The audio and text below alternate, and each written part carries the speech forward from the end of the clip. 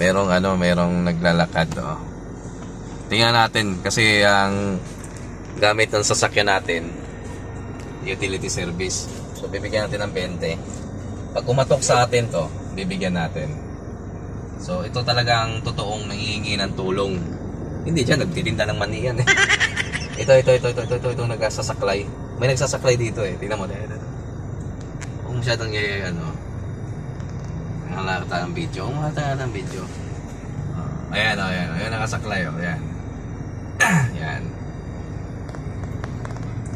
Pag pumunta yan dito, bibigyan natin ng coins. May 20 ako dito eh. Para hindi natin masabi na nagdi-discriminate sila sa sasakyan. Namimili ng magagandang sasakyan. Kasi kadalasan na nakikita ko, ganun na nangyayari eh. Ayan, sana yun. Wala. Abandi na yung konti. Ay, sa kabilang kotse. Yan. Wala. Hindi siya pinapansin ng Innova.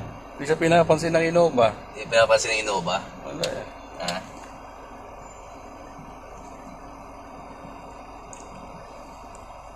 Pag ito, hindi kumatok sa atin sa bintana, pero isang ibig sabihin, may diskriminasyon din tong mga to eh. Mimili ng magagandang Mimili sasakyan. ng magagandang sasakyan. Wala, hindi pumunta sa atin eh.